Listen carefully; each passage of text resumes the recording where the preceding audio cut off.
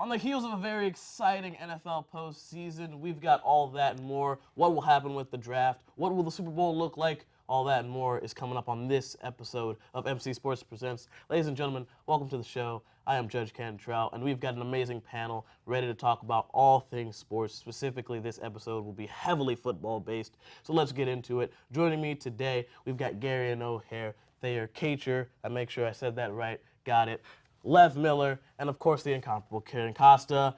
We welcome you to the show. We're going to get right into it. All right, it was a very interesting postseason, to say the least, right? Season 100, it was an amazing one. We saw some upsets. We saw some disappointments. We saw some surprises. So let's get it right off the bat, the postseason. Who was the most disappointing team? Thayer, I'm going to kick it off with you. Yeah, I got to go with the New Orleans Saints. You know, they have so much talent on the offensive side and the defensive side of the ball, really. They're a team that has so much that can execute in the biggest situations. Yet when it came to the biggest stage in the playoffs, they weren't able to do so, and that's just really a shame. Yeah, especially at home. Especially at home, you know, with Drew Brees, Michael Thomas on the defensive side of the ball, Marshawn Lattimore. They have so many weapons on both sides, and Cameron Jordan, and they weren't able to pull it off. I think Sean Payton did all he could. I wouldn't really blame it on the coaching, but it's just a shame because this was a team that many people thought would win the Super Bowl. Yeah, do you think they got cocky a little bit or no? I wouldn't say they got really cocky. I think they couldn't really execute in the end. Yeah. That Vikings game, they had many chances to execute. They didn't. Yeah. And that's really the reason why they lost. Yeah, especially Breeze really struggled. There There might have been when I turned on that game, he just didn't look like himself. Yeah. He was missing passes to Michael Thomas, and I just saw him overthrow a ball, which I had not seen. Even in the Niners game, he was amazing against that defense. Absolutely. He just didn't look like himself. And when the play where it was a fumble and they scored, right? Right. Yeah. But it was overturned. It was close. It was close. So It was close. But, I mean, I think you got to think about it. Like, this is the Saints we're talking about. Like, the same Saints that were the cause of the Minneapolis Miracle a few years back. The same Saints that could have gone to the Super Bowl last year in the NFC They got Championship screwed. game, but that I mean, that same ref is coaching in the Super Bowl this year. right. So it's a mixture of things that sort of put the But that Saints call, in those I don't know if situations. that call didn't totally decide the game. Not at all. It Not at all. didn't, but it was a big factor. Right. I think it was overlooked a bit. Yeah, way overlooked. Yeah. Absolutely. All right, Garion, let's talk about your disappointing team this postseason. So I got the Patriots because, well, obviously the Titans were a good team this year, but so were the Patriots. Little, kind of. Right. But I don't think Brady will retire. He'll probably go to another team. So that's why I think that that the Patriots will need a quarterback. And in the draft, they might have to pick a quarterback. Yeah, it just goes back to, like, the Patriots, just like the Saints, didn't really look like themselves Absolutely. all season, right? Like, the Saints found their groove. The Saints were looking like a team that was being led by Peyton Manning. They were a great regular season team, but when crunch time came, they sort of collapsed, you know? Although Peyton Manning did win 2 Super Bowls. He did win 2 Super Bowls, but when you talk about Peyton Manning, you don't really talk about his postseason performance. You talk about the amazing things he does in the regular season. That's fair. But that's a whole other discussion in itself. Kieran, what's disappointing about this postseason for you? So this one's pretty obvious. I'm going to take the Ravens. The one-loss team in the regular season. So many people had them going to the Super Bowl, but they fall to King Henry and the Titans. Lamar Jackson having most likely an MVP season. John Harbaugh running that offense to perfection. They had everything going for them. They took down the Niners at home. That was a big game. Absolutely. I feel like they proved themselves there. And then King Henry just ran them over.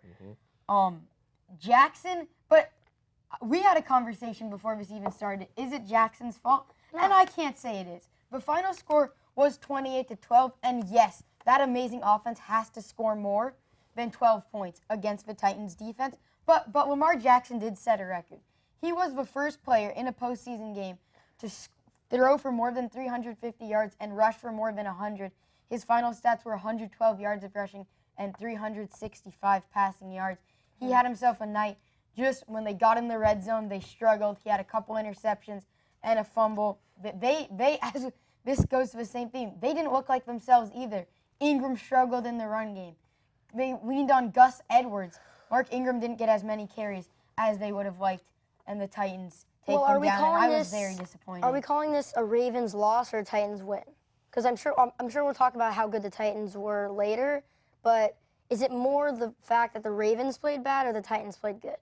I think that, yes, the Titans outplayed them, but It's still a disappointment. I'm still disappointed Yeah, they still in how should've the beat them. Ravens But I gotta say- defense Absolutely. I know we got to move on, but I got to say one thing real quick. Look, the Tennessee Titans, they're a very talented team, and Derrick Henry showed up. He showed up in a big moment on prime time on national television, and he showed up and did what he really does, and that's why the Tennessee Titans came out on top and won. Yeah, all right. Real quick. Let's get into the final disappointing team of the postseason. All Lev, right, what you my got? disappointing team is the Texans. Yep. Deshaun Watson, he proved himself against the Bills. They came back and beat the Bills. Sad for me, I'm a Bills fan. But they came back 16-0. They kept up the pressure. But then the complete opposite happened to them against Kansas City, where they came out to the big lead. And I think a couple bad calls from Bill O'Brien. I think he's not the greatest coach in the world. But it doesn't matter anything about really, who screwed that up. They had a 24-0 lead, and they ended the game 51-31 loss. That there's no excuse for that. And I think a lot of let up. I mean, the Chiefs played great coming Absolutely. back, but obviously you can't just play great and come back 24-0. The other team has to do something wrong. And I think that led up to Bill O'Brien calling for a fake punt somewhere, and that led up to, that was a dumb call. And then on the kickoff, the fumble, return back. I mean, so many mistakes happened in that game that cannot happen. And if this team wants to make it farther than the divisional, they just got to eliminate the mistakes. And I think they have to fire Bill O'Brien. And especially where the Texans receiver or the kick returner he didn't even need the ball. He just threw it, and that could have cost it even more. Yeah, absolutely. And I think it goes back to one of those, which side of the story you're looking at. Is it a Texans downfall or is it a Chiefs comeback? I think that's going to be a really interesting topic, like especially coming with this But game it and has this to be postseason. it can be a downfall and a comeback because Absolutely. 24-0 isn't no small lead. And I just like to say one That's thing. 3 touchdowns and a field goal. I like to say one thing about that comeback too. It happened so fast. Yeah. They were up 20. The Texans were up 24-0, and then just like that, the Chiefs were right back in it. It was a tie It's ball not, game. yeah, and that's exactly what the Chiefs' offense can do. They're so explosive. They went Mahomes to Kelsey like 3 times in 7 minutes, and they had 3 touchdowns. I remember And checking just my like that, phone. it's I was at the 24, airport. 24. Absolutely. And I was like, oh, hey, Dad, Kelsey has a touchdown. And like 5 minutes later, he has 2 touchdowns. It's crazy how the game And that can turnover switch. helped that too. Of course. Yeah. Yeah. We'll get into Kansas City talk a little bit later in the show as they are one of the teams going to Super Bowl 54 and playing for the Lombardi in Miami. All right. Well, let's get into 2 teams in the postseason that really showed up in the season and in the postseason. That's the Tennessee Titans and the San Francisco 49ers. 2 teams that when you talk about them at the beginning of the season, way back in August, anybody would say none of those teams had a chance, yet here they are in the postseason making deep runs. Let's get into it. I want to open the floor. What do you got? Like this is a pretty interesting topic, especially for me being a Niner fan and seeing that no one gave us a chance, but now here we are, number 1 seed in the NFC, Titans coming back, beating the Patriots, taking care of the Ravens, getting all the way to the AFC Championship. What are your thoughts on their miraculous season? The 49ers.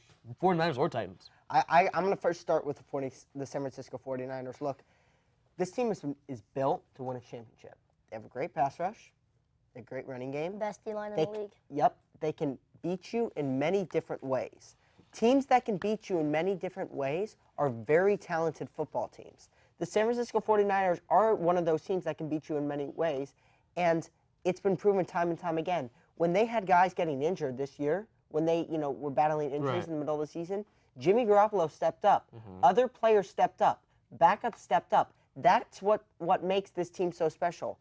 If for some reason there's a freak injury in the Super Bowl, which hopefully the injuries are limited, but if there is a freak injury, I feel confident that the 49ers have players that can step up and keep that team in the game and win the game. Yeah. Absolutely. And Coleman got injured and Mostert stepped up. Yeah. Absolutely. I mean, One They of them. have incredible depth in Yeah. many possessions. Yeah. The depth on that team is incredible. That's what made this team so great throughout the regular season and now into the postseason. The depth, the way to win in different ways, and just the players in general and the coaching staff. all right, I'm going to roll a bit farther back to the first game and last season. So the first game, we were all seeing, okay, they had like 3 interceptions the year before. They went 4 and 12. And then in the first game, they immediately match it. They get 2 pick sixes. I think they got 3 interceptions in the first game. The 2 and- pick sixes were by Akello Witherspoon and Richard Richard Sherman. Sherman. Yep. And that's the thing. They have veteran talent. They have young talent. But what happened? This was not that much of a different team last year than it is this year. The only main difference was Jimmy Garoppolo and like Deebo Samuel. Right. Those are really the only 2 players that I can currently name that were not on the Niners last year. So I want to. Bosa and Emmanuel Sanders. Yeah. So I want to And know. that was a big pickup by the Niners. Absolutely. Exactly. Sanders. But I'd like to say one thing. Even though there are not many new players, a lot of those players last year were hurt even more than this year. Yeah. And Absolutely. so they were missing a lot of guys. Yeah. Okay, I'm going to take the other side of that and talk about the Titans. Yeah.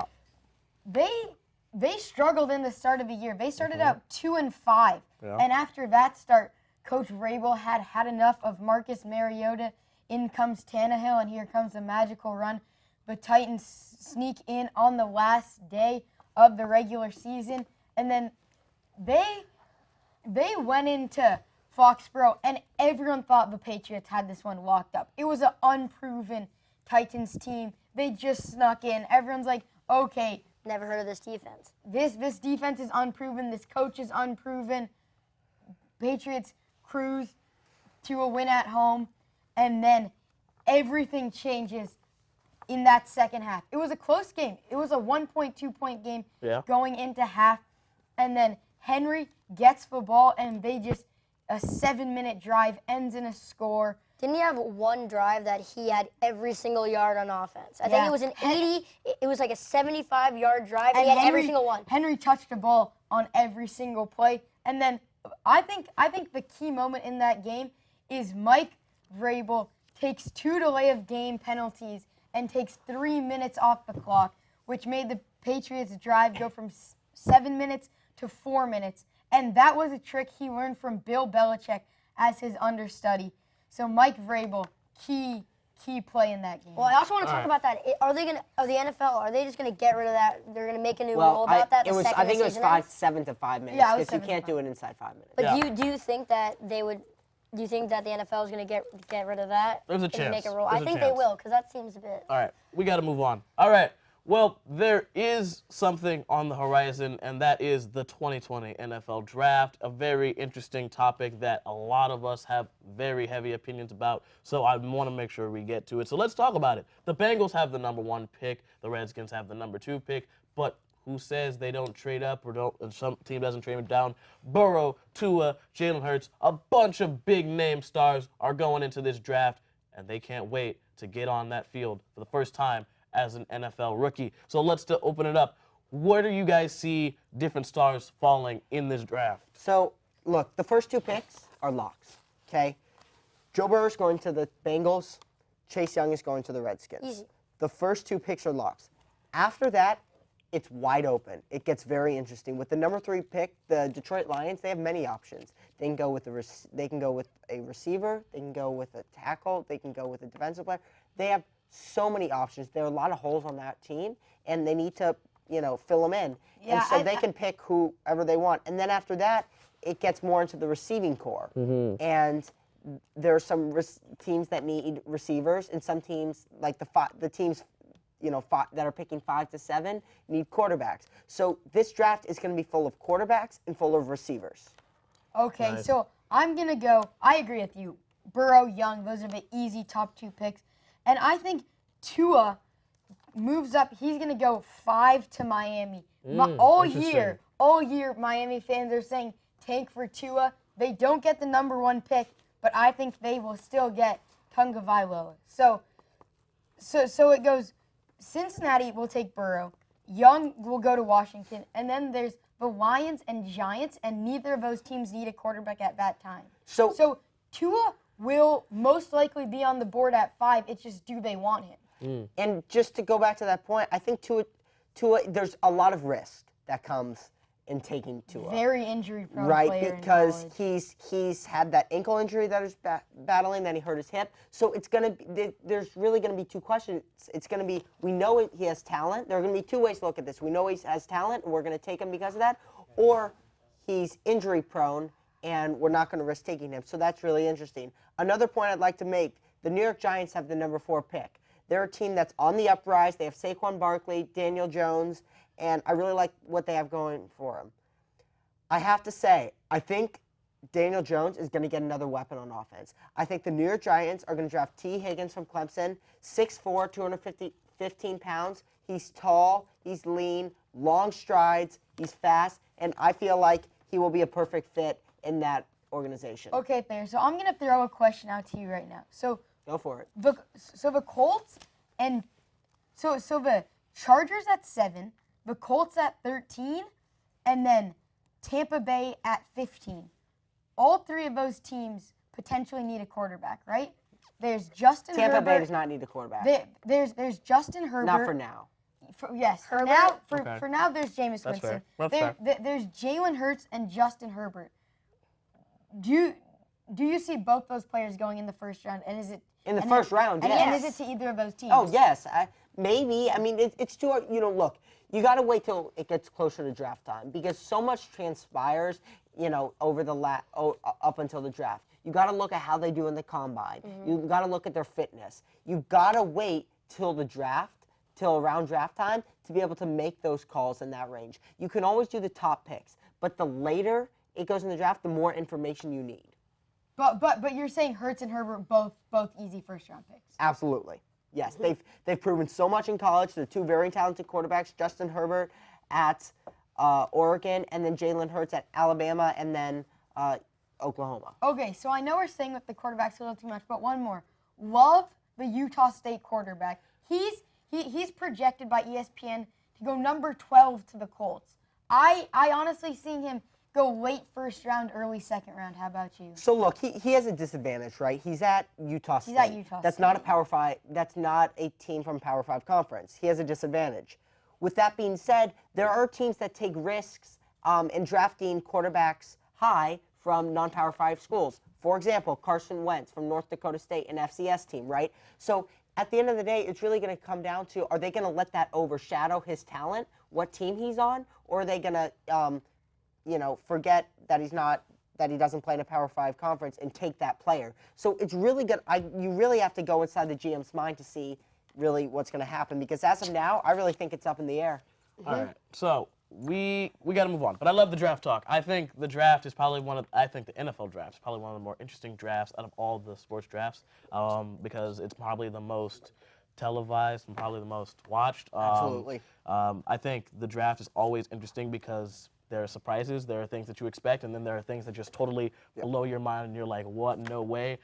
One interesting thing before we move on, I want to take notice that unlike previous years, we're not talking about linemen and tackles as much as we are this year. So that's going to be really interesting to see how that plays out. But we've got something upon us. That's right.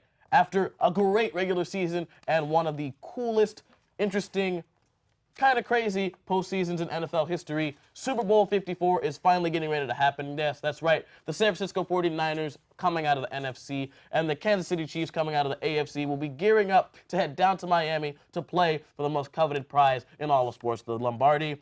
Let's get into it. We've got a couple of key matchups that we want to take a look at. Let's start with the quarterback matchup, which people might say is lopsided. Mahomes versus Jimmy G. What are you guys' takes on that? Okay, so I'm going to take Mahomes in this matchup, and just because I think he's a more complete player with his running ability. We saw a 32-yard touchdown run, and he was slinging it all around the field. But I want to see. I think the biggest thing is, as Thayer said earlier, how quickly did the Chiefs come back against the Texans? In one quarter, they went on a 28-0 run. Absolutely. And that was all the explosiveness of Mahomes. People are saying it's lopsided. I don't think it's very lopsided, but I think Mahomes is the better quarterback right now. I mean, Lev. I think that's so true. And I mean, I like Jimmy G as a quarterback. I don't think he's bad at all, to be honest. I think he's a good quarterback. Yeah, he's no scrub. But I'm not saying Garoppolo's I know. a bad I never quarterback. said you didn't say that. I'm saying just like you said, it's a close matchup. But we all know Mahomes is a better quarterback. Right. I'm going to say that too. Right. But I think to the fact that the Niners-Chiefs game won't just come down to who's at the quarterback position. Right. I think a lot of the quarterback will also come down to leadership. Mm-hmm. And are you willing to lead this offense? And so we'll see. You know, Jimmy G. I'm pretty sure he's had a few more years in the league. Yeah. He's played as a backup Yeah, he's only to 27. Tom Brady, so he probably has a bit more like leadership. He knows But what he's. 8 passes. He only attempted 8 Yeah. passes. That's not what I'm saying. I'm not saying he's not throwing the ball. I'm saying Right. that he has the leadership to get this offense ready for this game, That's true. and that's going to be a big difference. Well, I mean, yeah, you got to think about that because Mahomes hasn't been under a quarterback This is his like third the year. magnitude of Tom Brady. I And mean, you were sure, gonna. he was under Alex Smith for a while, but I mean, when you look at who you're under, if you get to be under Tom Brady and Bill Belichick at the same time for 2 years, that's a lot of experience, especially going into the biggest game of the year. Well, one of the best quarterbacks and one of the best coaches of all time. Absolutely. Yeah. Yeah. And I agree with what Lev said. Leadership. It all comes down to leadership. Absolutely. In the big games, leadership is what really drives the team to Depends. victory. Yeah. If you look at the Super Bowl champions, okay, from the past 20 years, a lot of those teams had great leaders. They had great leadership. Super Bowl And 50. exactly. Peyton Manning over Peyton Cam Newton. Manning. Yeah. Everybody thought Carolina was going to win that game. They dominated Nope. the whole time. Yeah. So. Absolutely. Yeah, so, but here's an interesting thing, and I love how you mentioned Super Bowl 50. That Denver team had more than 55 sacks on the year. Let me tell you this. The 2005 Pittsburgh Steelers, had more than 55 sacks. The 2007 and 2011 Giants Super Bowl winning team also had more than 55 sacks. And the Niners have 57 sacks this year. And I want to let you guys know that that stat, all those teams won the Super Bowl. So that gets into our next matchup, Mahomes versus the SFD. Now this is interesting because we've seen that teams can get out on an early lead against the Chiefs. And I think everybody thinks this. The Niners have the best defense in the league, right? Right. And the Niners have a better defense than the Chiefs, right? Easy. Easy. But do you think Mahomes will? Do you think that the Chiefs can run the ball on the Niners? Well, this is the thing. The Niners didn't have the greatest run D in the season, right?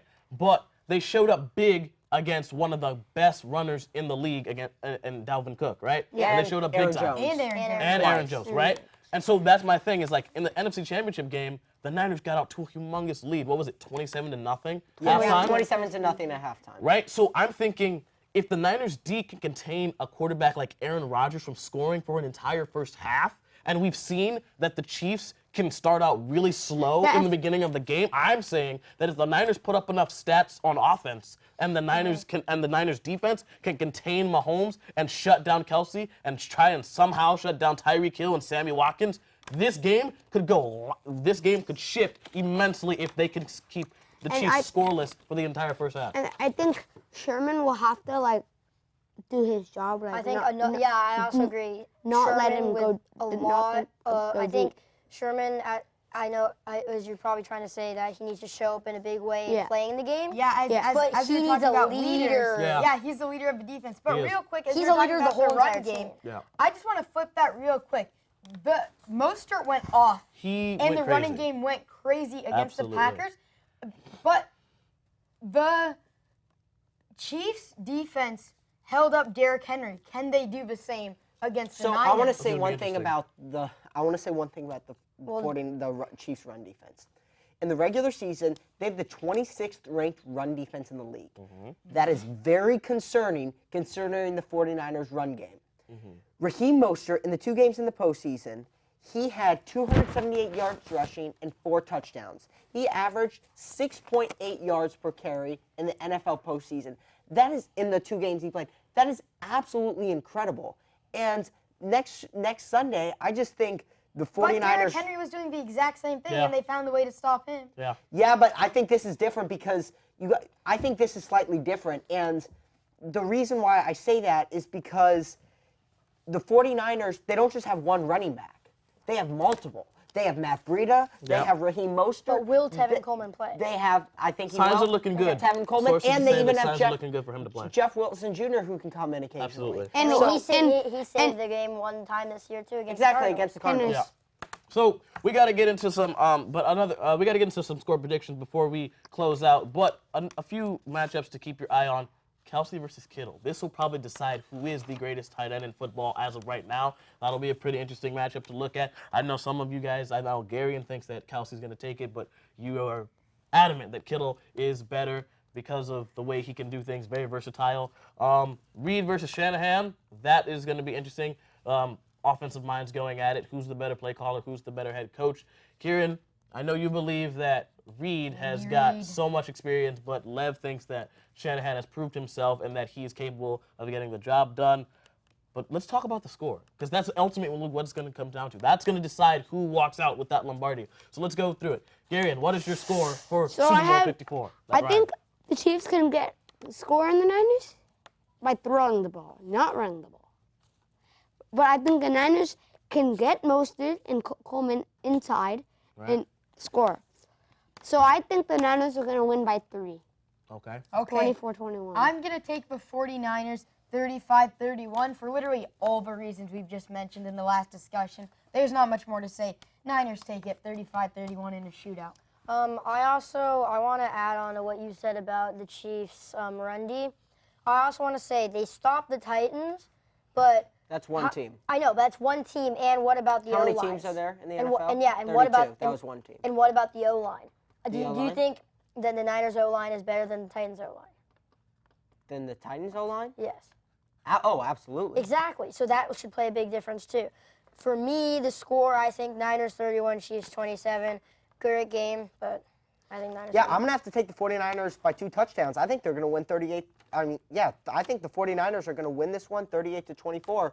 I think that run game for the 49ers is going to overpower the Kansas City Chiefs. Like I said, the Kansas City Chiefs had the 26th ranked run defense in the NFL in the 2019 regular season. And at the end of the day, the 49ers are going to be lifting the Lombardi trophy. Judge, real quick, who you got? Is it really a question? You know I'm going with the San Francisco 49ers. Thank you both. Thank you all so much. It's been a joy just talking and discussing football with you. I'm Judge Cantrell, and we'll see you all next time. Take care.